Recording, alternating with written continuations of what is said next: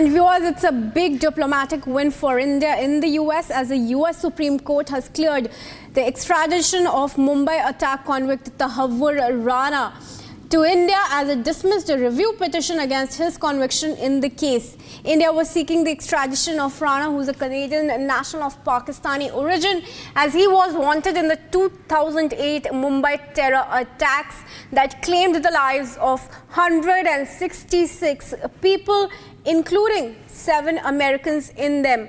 Now, the US court has cleared his extradition, and let's tell you once again that this was Rana's last legal chance not to be extradited to India.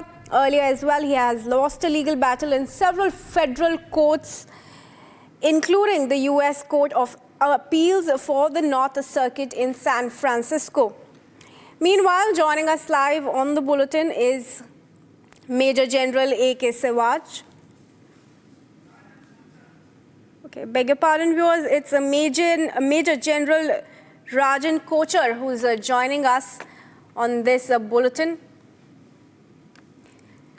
A very good morning to you, sir. This is a big win for India, and Tahawwur Rana can be brought to justice when he is extradited. What is your first reaction? Thank you for inviting me to this program. I think it's a moment of reckoning for the nation, and a travesty of justice has finally prevailed upon. And United States, last year, I believe the US government had initiated this case for extradition, and we were waiting for the Supreme Court judgment of the US.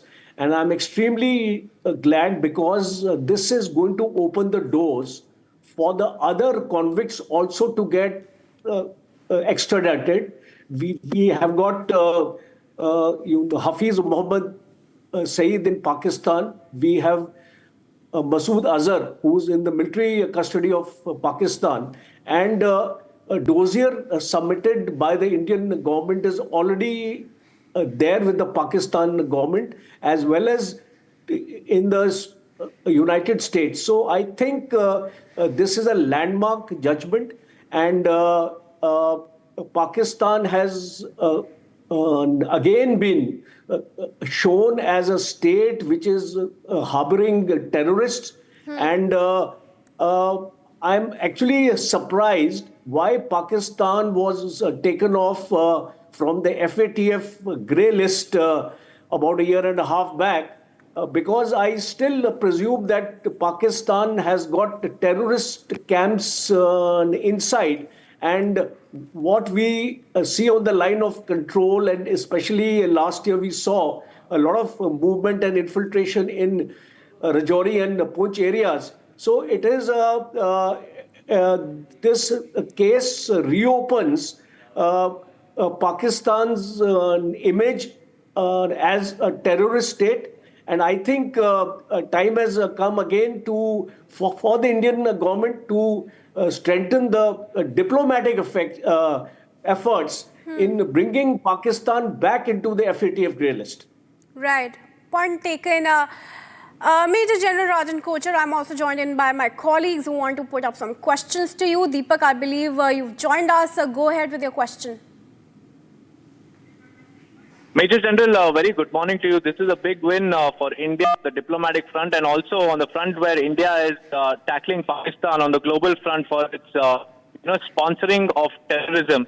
Now, Rana's extradition will mean very big for the 2011 victims, because they have been waiting for justice all these years. How much of strength will this give India as far as tackling Pakistan on the globe for its terror sponsoring? Very good question. Because you see, when such judgments come about, they set up precedents, and especially the world opinion gets generated to say that whatever action the Indian government had taken for extradition and for bringing to the book these culprits, finally we are reaping the rewards because it has been a diplomatic effort. As you rightly said, it is a diplomatic victory for India.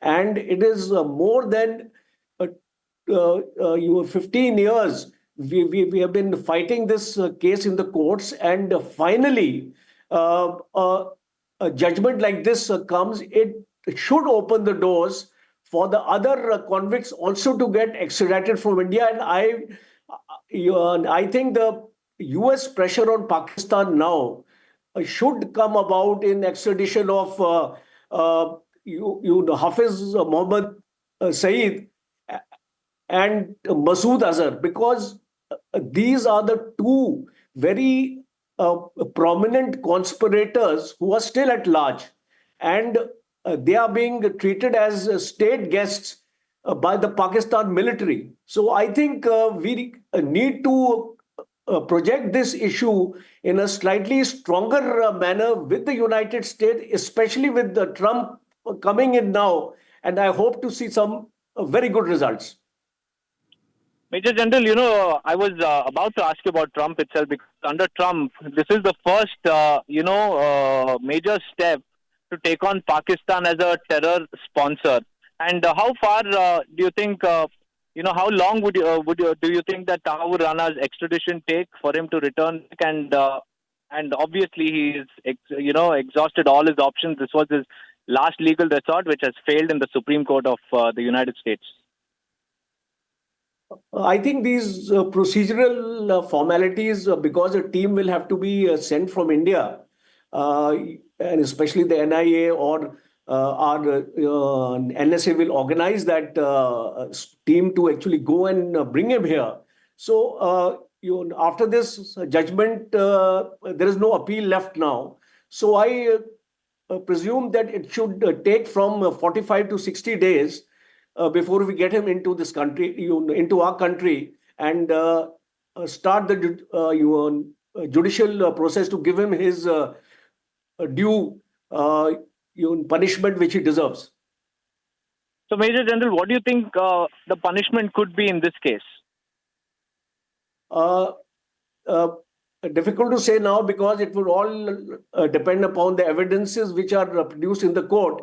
But I presume that sufficient evidence is available, because if the US Supreme Court has considered him to be a fit case for extradition, I think the minimum penalty should be death by hanging, because such convicts are not given a life imprisonment, and as per the Indian law, I presume that he should be given the death penalty. And also, Major General, if you could tell our viewers about Tahawwur Rana's role in the entire 26/11 attack, about how he conspired with David Headley, aided him, in reconnaissance of all these major hotspots in Mumbai, helped him identify these hotspots and then carry out the terror attacks. If you could just, brief our viewers about his role. Okay. Tahawwur Rana has been very actively involved with the Lashkar-e-Toiba, and LLT was a mastermind in carrying out this attack, and they had also another organization, Jamaat-ul-Dawa. And these two organizations have been identified, and Tahawwur Rana's links to these organizations have been absolutely verified. And he was the one who was providing the entire, as a matter of fact, the entire strategy was planned in a cohort with the ISI of Pakistan, because here I would like to mention the role of ISI, and we can't presume that the Tahawwur Rana has operated without the blessings of the ISI. So he was quite close to the ISI leadership. He was the one who actually provided all the detailed maps, detailed information of all the sites which were selected in Mumbai for the bomb attacks. He also had handlers within India who were coordinating the safe induction of these people, by the sea, and the communication and the logistics was taken care by him. So I think he had a very, very prominent role to play in facilitating this kind of attack on the soil of India. All right. Thanks, Deepak, for putting up that question. And thank you, Major General, for joining us and sharing your opinions with us. We would continue to focus through the day on this big development and the big diplomatic win for India, as Tahawwur Rana will likely soon be extradited to India in about 40 days'